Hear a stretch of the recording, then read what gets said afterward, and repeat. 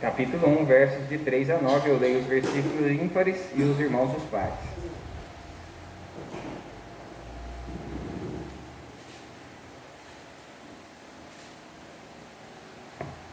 Bendito Deus e Pai do nosso Senhor Jesus Cristo, que segundo a sua muita misericórdia, nos regenerou para uma viva esperança, mediante a ressurreição de Jesus Cristo dentre os mortos. Para uma herança incorruptível, sem mácula, inacessível, reservada nos céus para vós outros. Que sois guardados pelo poder de Deus, mediante a fé, para a salvação preparada para revelar-se no último tempo.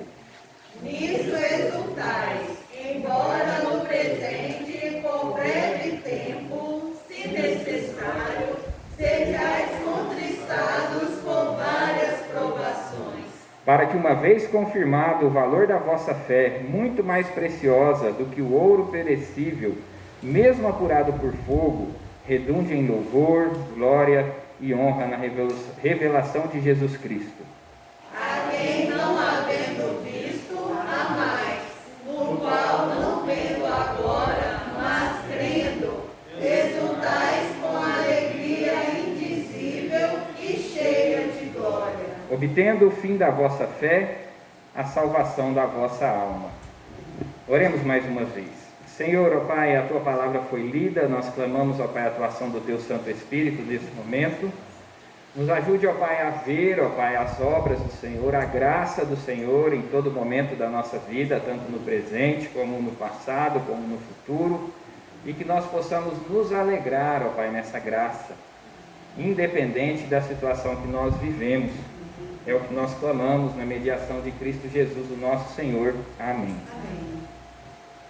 Meus irmãos, eu gostaria de iniciar contando para os irmãos uma história, na verdade um testemunho de conversão de um homem chamado Mehdi. Não sei se alguém já ouviu falar. Esse testemunho é um testemunho de um muçulmano que veio a Cristo, e ele conta exatamente como foi. Esse homem, ele era filho, ou melhor, ainda é filho, de um principal líder do islamismo no Marrocos. E ele era um homem que já tinha saído do seu país, estudado fora. Quando ele voltou, ele foi fazer uma espécie de um seminário teológico no islamismo no seu país. No Marrocos é proibido a distribuição, o uso e a circulação com uma Bíblia. Mas dentro da universidade é permitido, com fins de pesquisa e, obviamente, para atacar o cristianismo. Então, o seu professor, que lhe deu vamos dizer assim, um tema de TCC, esse tema era comparar os escritos bíblicos com os escritos do islamismo. E ele começa então a ler a Bíblia não é encontrada em nenhum lugar, mas pela providência de Deus naquele local, e ele começa a ler a Bíblia, e no começo, aquilo que era uma pesquisa para uma tese de estudo, passou a ser uma necessidade. Todos os dias ele tinha a sede, a vontade de ler as Escrituras, até que ele se converte. Só que ele se converteu em um país que é crime se converter. E por isso, então, ele foi deserdado. A sua família, então, hoje o considera como um estranho. Ele teve que fugir do país, pediu asilo no Brasil, se encontra no Brasil até hoje. Esse testemunho é visível na internet, você pode procurar. Escreve M-E-H-D-I, Mehdi com H, mas a pronúncia é Merdi. E ele tem também um livro contando do seu testemunho, que chama assim, Eu Era Cego e Agora Vejo.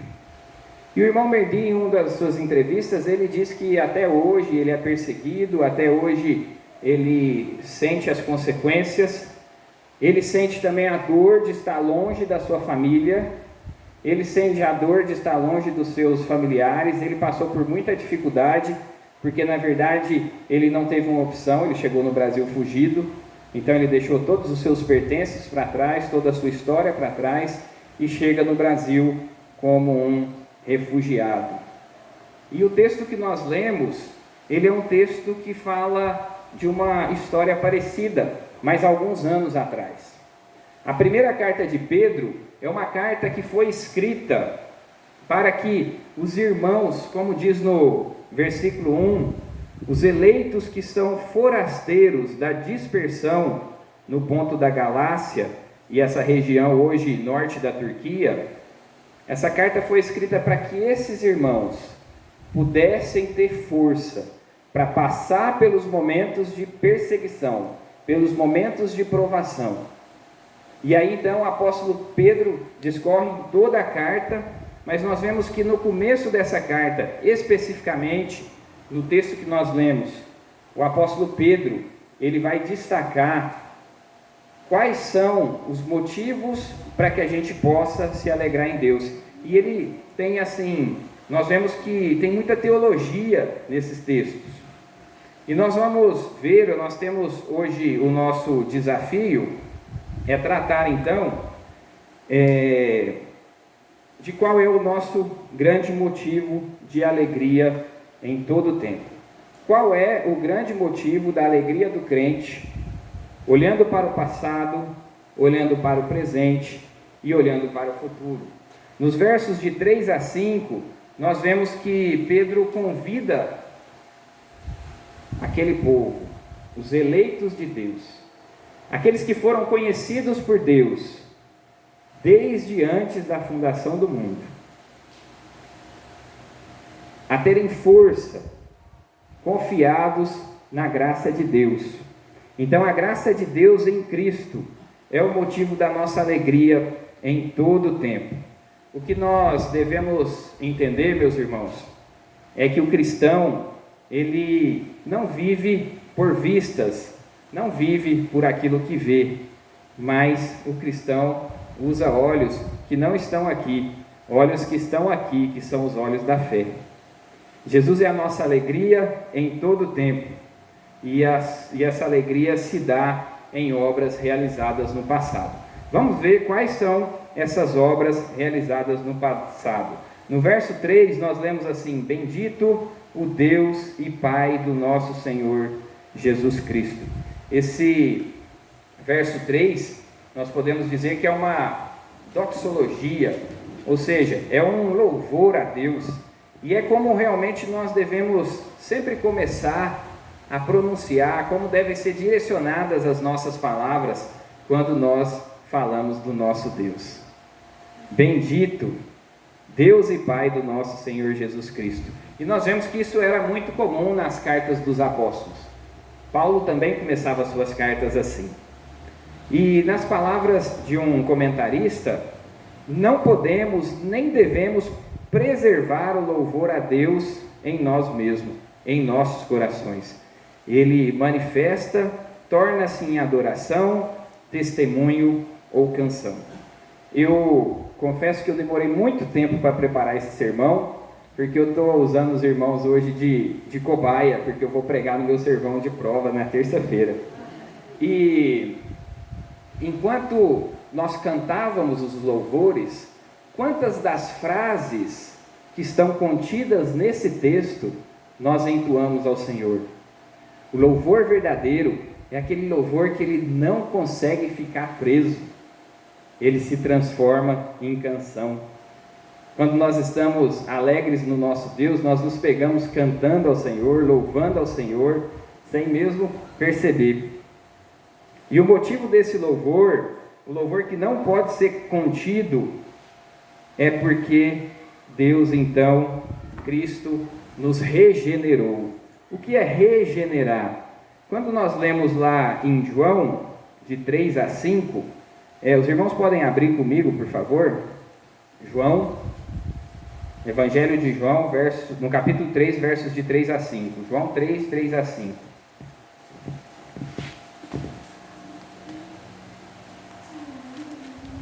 João 3, de 3 a 5.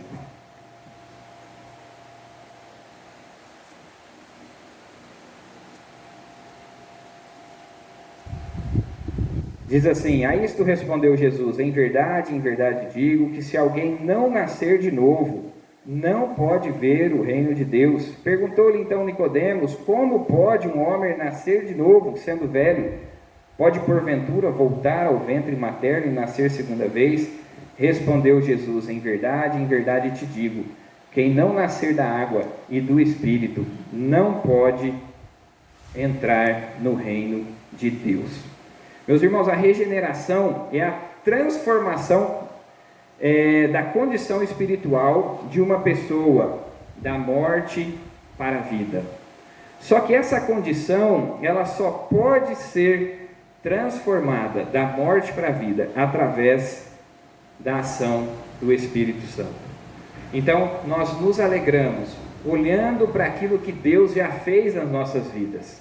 Deus pegou cada um dos eleitos e Deus transformou. Nicodemos ficou realmente muito assustado, né? Como ele daquele tamanho poderia voltar ao ventre da sua mãe? Não cabe, né? Mas obviamente Cristo não estava falando desse novo nascimento.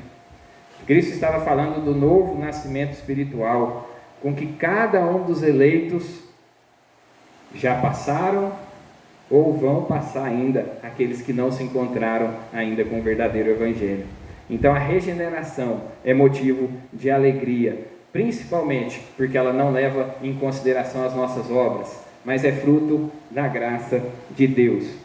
Pedro destaca ainda, e aí nós vemos que isso acontece pela maravilhosa graça de Deus. Ou seja, isso aconteceu segundo a muita misericórdia de Deus. A misericórdia de Deus descreve a sua focada disposição, a disposição de Deus em perdoar o seu povo,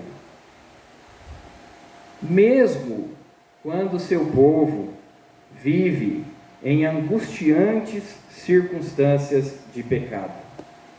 Todos aqueles que são encontrados pela graça de Deus estão em pecado. Então, mesmo estando em pecado, a misericórdia de Deus é essa disposição do próprio Deus de não olhar para a nossa situação, mas olhar para aquilo que Cristo fez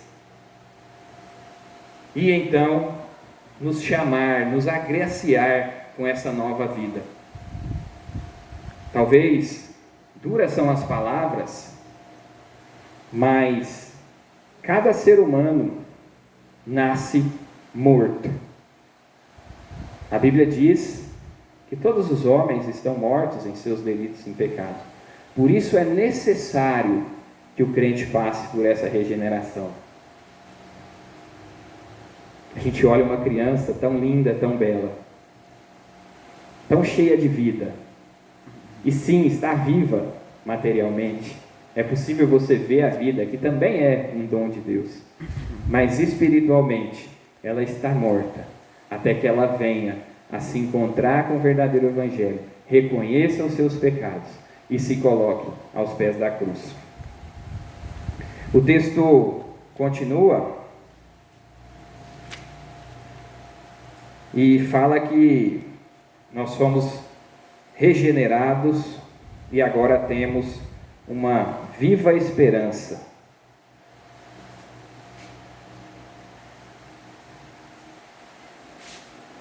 Regenerados e temos então uma viva esperança. O que seria então essa viva esperança? Meus irmãos, a nossa esperança passa a ser viva, porque antes da regeneração nós éramos mortos, e agora vivos em Cristo, nós podemos ter uma esperança que é viva. A esperança nos relatos bíblicos, ela não é simplesmente a mesma esperança que nós encontramos num dicionário. Esperar alguma coisa que pode acontecer. A nossa esperança, a esperança do crente, é a certeza daquilo que Cristo conquistou na cruz por nós. E no verso 4, nós lemos assim: nós somos regenerados, que está escrito no verso 3, para uma herança incorruptível, sem mácula, imarcessível, reservada nos céus para vós outros.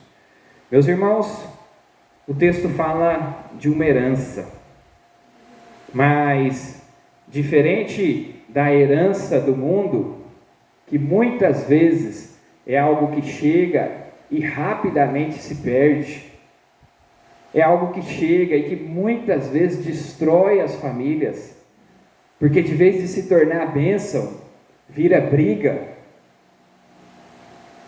É algo diferente. A herança, ela é incorruptível, ela é sem mácula e ela é imarcessível.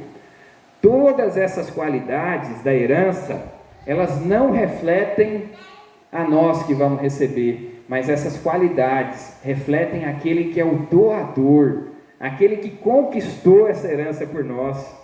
E essa herança, ela não será recebida nesse mundo. O texto também diz isso, pois ele diz que ela está reservada nos céus. E por estar reservada nos céus, meus irmãos, tem uma coisa muito boa: ela não pode ser perdida. Quantas coisas boas que nós temos que a gente perde ao longo da vida. A nossa garantia é que ela está reservada nos céus. Se o filho pródigo entendesse que ela estava reservada nos céus, ele não teria vendido a herança que ele teve, ou melhor, perdido. Ele recebe antes da hora, sai e perde toda a sua herança. E ela é então incorruptível, o que quer dizer que ela não pode ser destruída, não pode ser corrompida, ela é sem mácula, que quer dizer que ela não pode ser manchada, pois foi conquistada por meio da pureza de um cordeiro sem mácula. Ela é imarcessível, talvez a palavra mais difícil para a gente entender, que quer dizer que ela não se altera, ela não perde a forma inicial. As mulheres gostam muito de ganhar flor, né? Mas como a flor passa por uma transformação de bela e cheirosa a enrugada e muitas vezes mal cheirosa. Mas a herança que o Senhor conquistou para nós, que é motivo para eu me alegrar, mesmo em meio à situação que eu estou vivendo, ela é uma herança que não se perde. Quando nós olhamos para o verso 5, que sois guardados pelo poder de Deus mediante a fé para a salvação preparada para revelar-se no último tempo.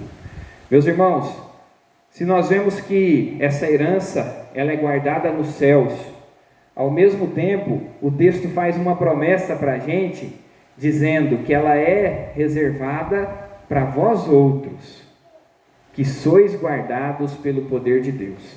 A herança é no céu, mas o cuidado de Deus é agora, é aqui na terra. Deus então está cuidando de cada um de nós. Deus garantiu essa herança, mas não deixou que isso fosse algo conquistado só lá na frente.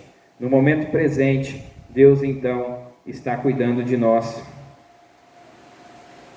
E a forma então de conquistar essa herança também está contida nesse verso. Essa herança é conquistada mediante a fé. A fé que nós sabemos que é algo que não pode ser produzido por nós mesmos. Humanos só conseguem produzir frutos humanos. A fé, ela vem de Deus, porque somente Deus pode produzir frutos espirituais em nós. Então, mediante essa fé, nós temos essa herança. E a nossa herança, ela é futura, mas lembre-se que o socorro é presente.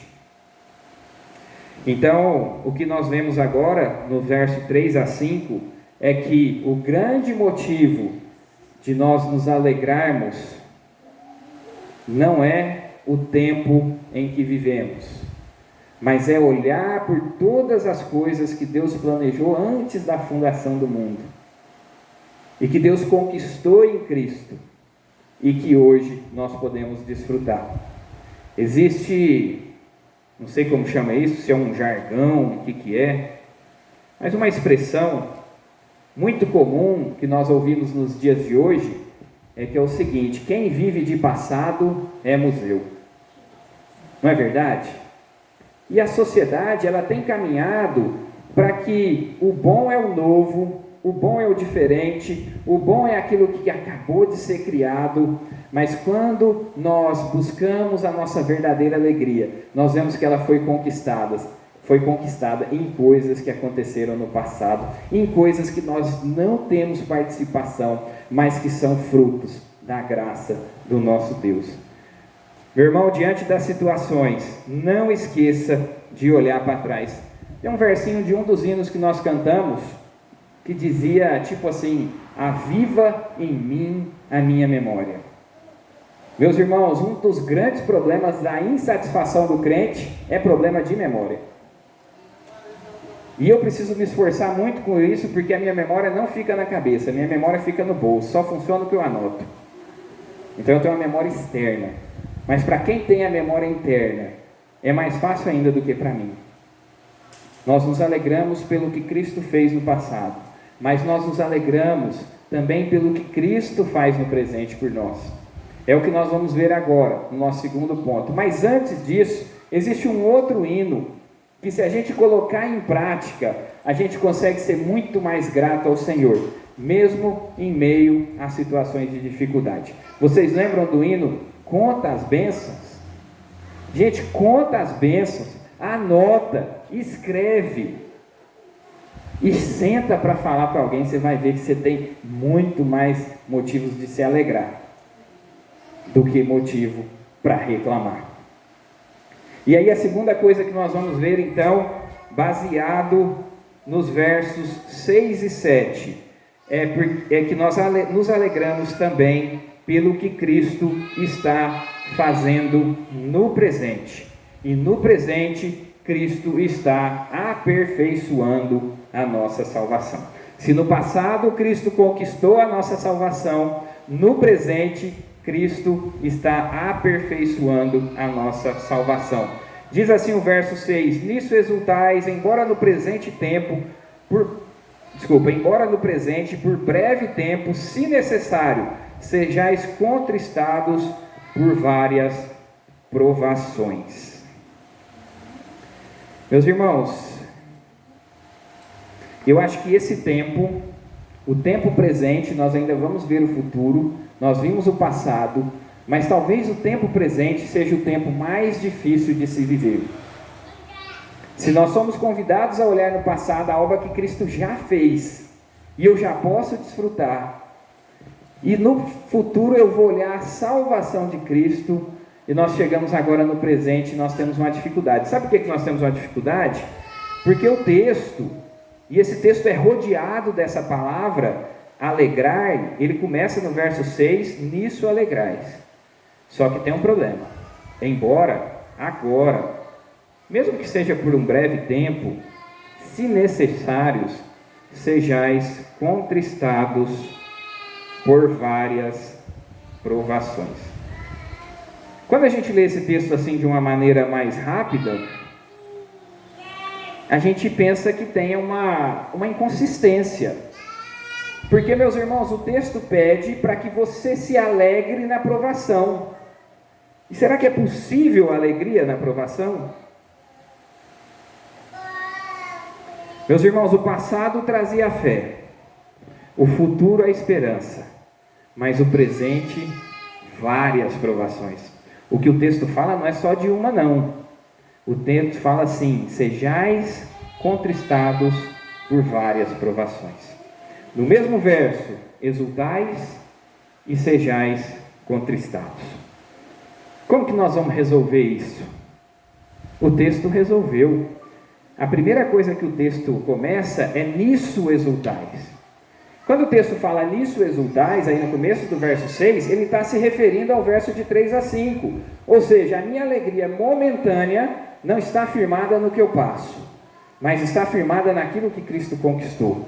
O que Cristo conquistou? Nós já vimos, Cristo nos regenerou para uma viva esperança.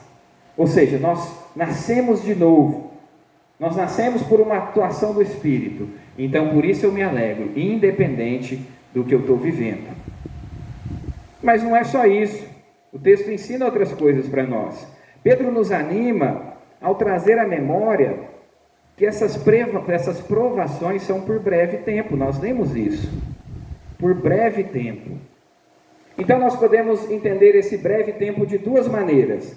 O primeiro é porque diante da sua provação, e nós entramos em uma nova provação agora, a cidade acaba de entrar em mais um lockdown.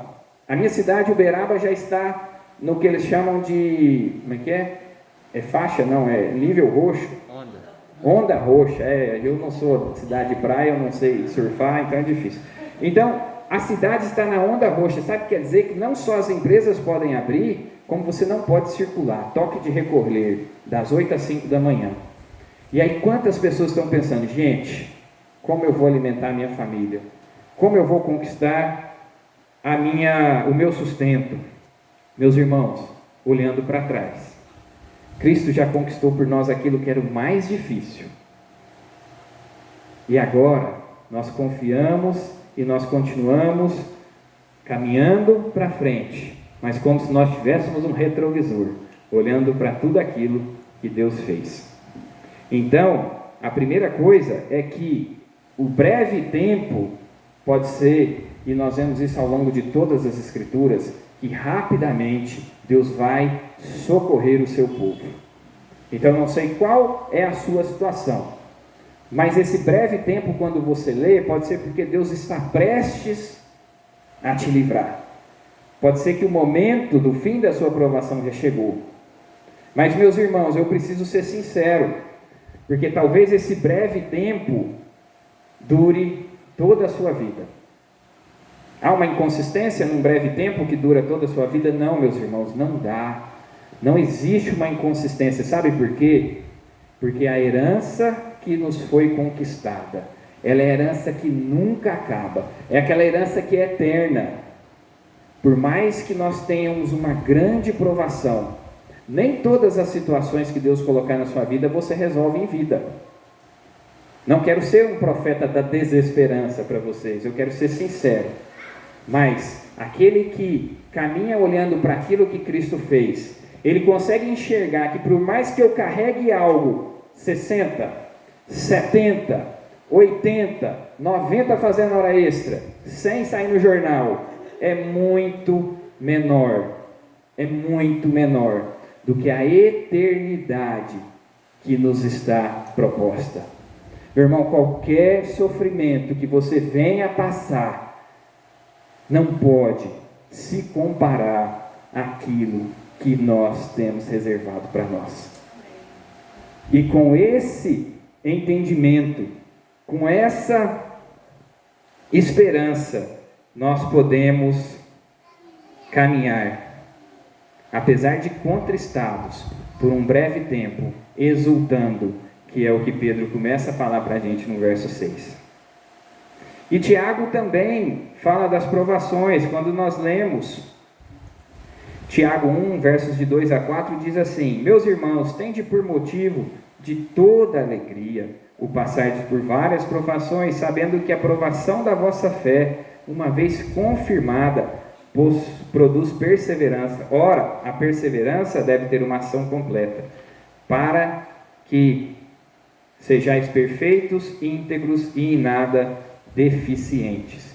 Meus irmãos, nós vemos que a provação, ela tem um propósito na nossa vida. E esse propósito da nossa vida, nós vemos no verso 7.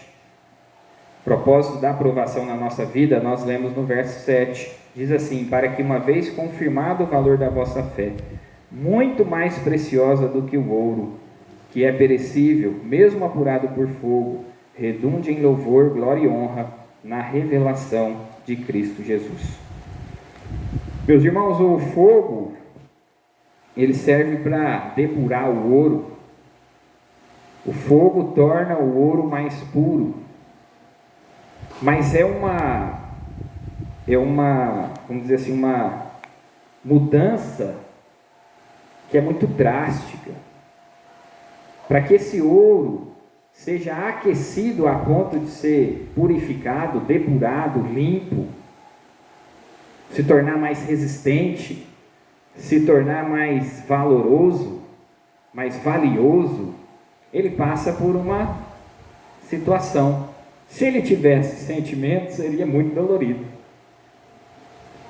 E esse exemplo é para que traga para nós uma esperança de que Deus simplesmente não nos prova sem nenhum propósito. Essa provação, que ela é, muitas vezes, ela pode ser, assim, vir muitas ao mesmo tempo. Tem uma expressão que às vezes diz que parece que o mal, quando vem de uma vez, né? Mas ela tem um propósito. Além da sua brevidade, ela serve para nos aperfeiçoar. E Pedro, então, ele diz que nós somos provados, para que a nossa provação redunde em louvor, glória e honra no dia de Cristo Jesus. É necessário, meus irmãos, que nós ponhamos os nossos olhos em Cristo, caso queira visualizar louvores e glória, mesmo em meio a uma provação. Nós temos a facilidade, então, de identificar o Senhor em outros momentos, mas quando nós estamos sendo provados, assim como o ouro depurado, muitas vezes nós atribuímos até mesmo aquela ação ao nosso inimigo, o inimigo das nossas almas. Mas quem tem o propósito em nos aperfeiçoar é o próprio Deus.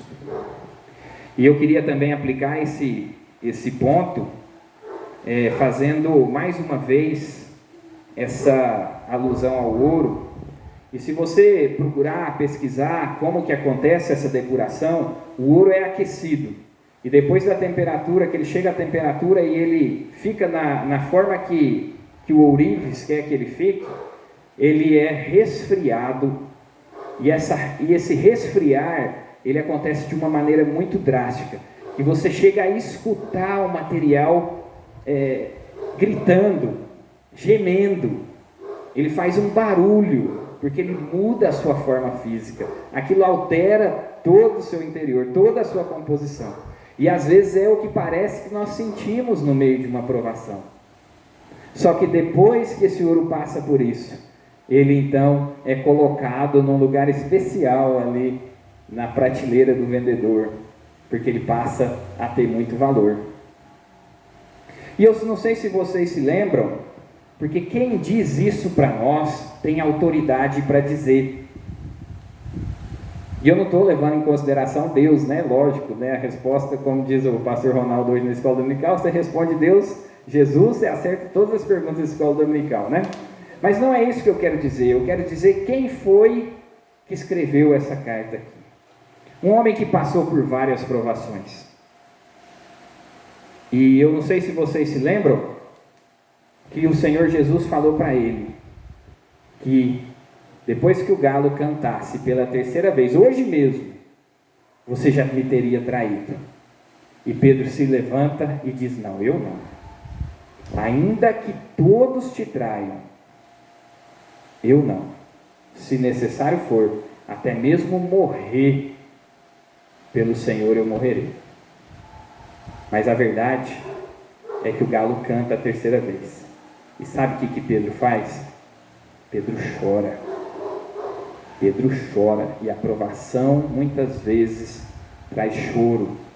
Naquele momento em que nós somos provados, naquele momento em que nós somos testados, aquilo traz choro.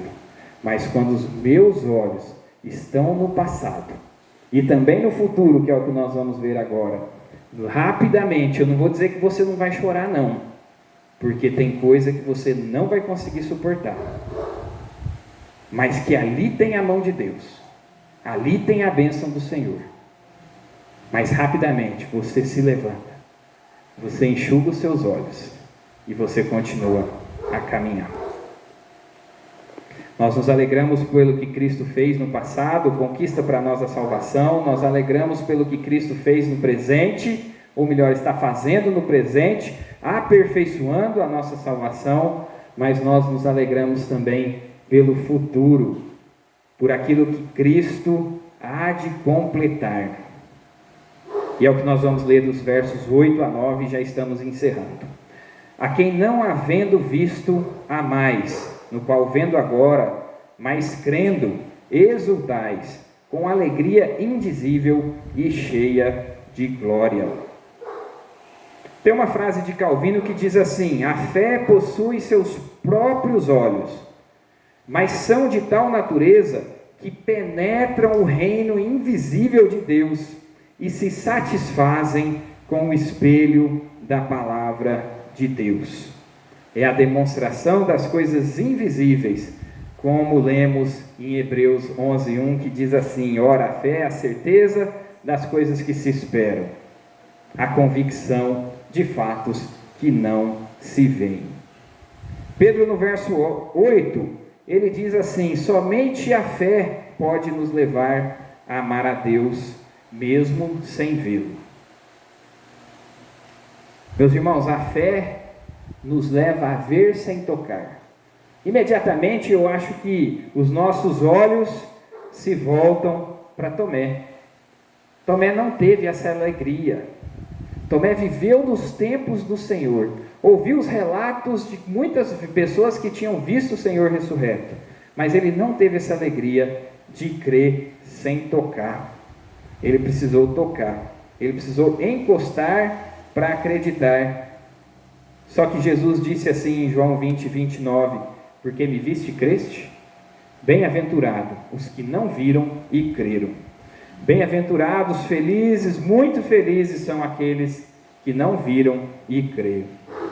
Pedro repete as mesmas palavras. Ele diz assim, com alegria indizível. É o que está aí no final do verso 8. É uma alegria que a gente não pode contar. Quando você tem algo muito marcante na sua vida, seu encontro com Cristo, seu primeiro filho, seu casamento, sua formatura, é aquela alegria que sobe no seu coração e que você não consegue expressar. Aí você vai falar assim: você já passou por isso? Não, então você sabe, porque eu não consigo explicar. E essa alegria indizível, ela está no coração daqueles que conseguem crer no Senhor Jesus, mesmo sem ver, apenas crendo na sua palavra.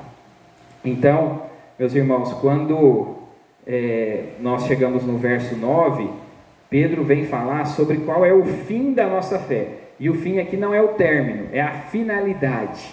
Qual é a finalidade da nossa fé? E a finalidade da nossa fé é a salvação da nossa alma. Meus irmãos, vocês já ouviram muito provavelmente falar da expressão já e ainda não. Ou não? Ainda não? Ou já? Já e ainda não. Meus irmãos, a salvação ela foi conquistada por Cristo, numa obra eterna de Deus, antes das coisas virem à existência. Mas eu e você não somos eternos. Eu e você não somos ilimitados ao tempo. Lembrando da aula da escola dominical que o nosso irmão deu, né? A gente está dentro daquele... Vocês lembram que ele fez um círculozinho, né, na matemática, um conjunto? Ele estava contido naquele conjunto. Nós estamos contidos no conjunto do tempo. Deus não, Deus está fora. Então, a nossa salvação, que já foi conquistada por Cristo, já foi revelada pelo Espírito Santo a nós, ela ainda há de ser completada no dia de Cristo Jesus, ou na sua volta, se vivos ainda estivermos, ou imediatamente após a nossa morte.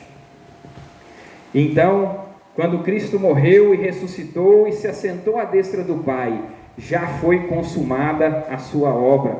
Deus se satisfez com a justiça na pessoa de Cristo. Deus não requer mais nada de nenhum de nós. Toda a obra foi completada por Ele mesmo. E as crianças chegou, eu preciso terminar, não é? Então, meus irmãos, o que eu queria aplicar nesse tempo é que apenas quando eu e você entendermos que nós somos peregrinos em terras estranhas. O que é isso? Nós não fomos formados por Deus para viver somente esses anos da nossa existência. Deus, quando pensou em todas as coisas na eternidade, Ele criou aqueles que foram eleitos, chamados antes da fundação do mundo, para que vivessem toda a eternidade com Ele. William Barclay, um comentarista cristão, diz que todo cristão verdadeiro vive uma tensão entre ser eleito de Deus e peregrino disperso. Ser eleito de Deus, ou seja, um cidadão celestial, mas no presente momento viver na terra. É um conflito, porque na terra nós vivemos muitas coisas, nós somos limitados, muitas coisas às vezes nos conquistam e nos cegam para que a gente possa olhar para a glória. Mas ao mesmo tempo nós sabemos que nós somos cidadãos celestiais, que a gente não pertence a esse mundo. E para concluir, meus irmãos, eu queria voltar lá na história do irmão Merdi. E eu disse para vocês que ele passa ainda por muitas provas. Como ele tem um perfil nas redes sociais que ele usa para testemunhar, aquele perfil muitas vezes é atacado por pessoas do seu país, até mesmo pela sua família. E em uma entrevista na web, até o Iago Martins, não sei quem conhece, mas é um teólogo, um cara muito jovem, um teólogo muito moderno, que conversa com os assuntos da atualidade. Ele perguntou para ele: Merdi, vale a pena viver exilado, longe da sua pátria, longe da sua família, enfrentando perseguição, risco de morte, porque se ele volta para o país, imediatamente ele é assassinado? O irmão Merdi prontamente olha nos olhos dele e diz assim: eu vou responder usando a palavra de Deus. E ele usa um texto que está em Filipenses 1:21, que diz assim: para mim o viver é Cristo e o morrer é lucro. Merdi, vale a pena viver essa perseguição toda, viver disperso, assim como os irmãos na época de Pedro, forasteiros? Ele diz: para mim o viver é Cristo e o morrer é lucro. Então, meus irmãos, finalizando, eu gostaria de reafirmar que a alegria do crente não está nas coisas desse mundo. A alegria do crente está em olhar para Cristo, olhar para o que Cristo fez, para a nossa segurança de uma herança incorruptível, que está firmada na sua própria palavra. Olhar para o que Cristo está fazendo, aperfeiçoando a nossa fé, mesmo que em momentos difíceis, são para nos depurar, nos preparando para o que há de vir, um futuro glorioso na salvação eterna. Vamos orar, meus irmãos. Deus, nós agradecemos o Senhor pela Tua palavra. Nós pedimos a Deus que o Senhor nos dê a alegria, ó Pai, de vermos a mão do Senhor em todo o tempo, mesmo quando as coisas parecerem difíceis, ó Pai, que nós possamos ter os nossos olhos no passado, naquilo que Cristo conquistou, no presente, ó Pai, que o Senhor, mesmo diante das provações, o Senhor caminha conosco, o Senhor não nos deixa só, o Senhor tem propósitos bons, ó Pai, eternos, para a nossa provação, para que elas redundem em glória. E no futuro, ó Pai, o Senhor há de completar, ó Pai, e nós havemos de contemplar toda a salvação que foi prometida, que foi conquistada para toda a sua igreja, Deus. Nós agradecemos pela Tua palavra, ó Pai, que ela nos traga esperança, que ela nos traga fé, que ela nos traga força para a semana que se inicia, ó Deus. Nós pedimos a misericórdia do Senhor para toda a igreja, para suas famílias representadas aqui, para os irmãos presentes, para os irmãos ausentes. Cuide, ó Deus, da nossa liderança, cuide, ó Deus, de todas as atividades que cada um de nós, ó Pai, iremos fazer, e que em todo tempo nós lembremos, ó Pai, daquilo que nós temos, ó Pai, que é o Senhor, aquilo que nós temos que é a salvação, aquilo que nós temos que é a presença do Senhor dentro de nós, ó Pai. Muito obrigado por isso, ó Pai. Cuide daqueles irmãos que estão enfermos, ó Pai. Esse momento que o nosso país passa é um momento que nós precisamos mais ainda, ó Pai, da misericórdia do Senhor, ó Pai. Cidades estão próximas de colapsar, ó Pai, o sistema de saúde, pessoas enlutadas, pessoas presas dentro de casa, pessoas proibidas de trabalhar, de exercer, ó Pai, as suas atividades, ó Pai, mas nenhuma dessas coisas fugiram do teu controle, ó Pai. O Senhor é o Deus soberano, que controla todas as coisas. O Senhor criou tudo e ainda mantém, ó Pai, todas as coisas funcionando conforme o teu querer, ó Pai. Nos ajude a confiar, ó Pai, que o Senhor nunca perdeu o controle, não perdeu o controle agora e nunca perderá, ó Pai. No nome de Jesus nós oramos. Amém.